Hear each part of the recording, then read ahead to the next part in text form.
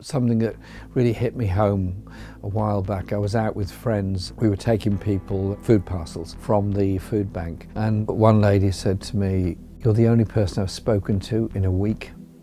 Nobody's phoned me, haven't been out, nobody's been here." She'd just been stuck at home. An older person, clearly in a vulnerable category, I suppose, just felt totally isolated. And we underestimate the effects that isolation has on people. So lockdown is not too bad if you're part of a family network and you've got a reasonable house, you've got a garden, you've got a room you can work in on your own. It's not great, but it's not the worst thing in the world. But if you're alone and isolated, it's terrible. If you're part of a very big family living in a very small, overcrowded flat, impossible to work, and you've got children running around desperate to go outside and so on, that is very difficult as well. And so I think we have to look after everybody, not just at Christmas.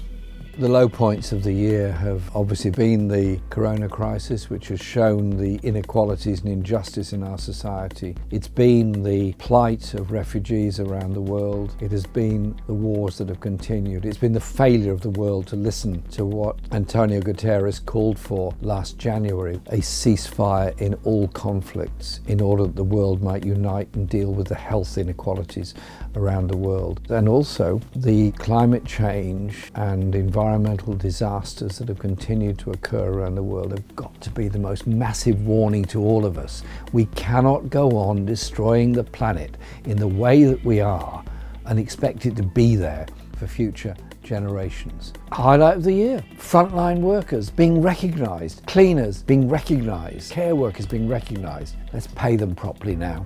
What we're now being threatened with is the austerity of 2010 to 20 on steroids. And at the same time, some people have made a mint of money out of the corona crisis. Those dodgy PPE firms that were set up in order to supply sometimes non-existent PPE to people on the front line and so on. 2021 is not going to be easy. So let's resolve to do something a bit better.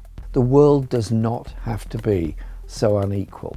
We don't have to read newspapers which continually extol the virtues of the super rich. Community action by political activists is very important. The Black Panthers, for example, had community breakfast clubs, many things like that, which brought people together and gave a sense of hope and inclusion within that community. And so it is important that political theorists of the left understand that what motivates people is that sense of community and solidarity. And that is what I hope we can achieve. What brings about change is not just the strength of people as a whole, but their confidence that they can achieve that change. I look for the good in people. I look for what they can achieve. I look for that sense of conscience they have, that you can't pass by on the other side while somebody else is suffering, because at the end of the day, you suffer too.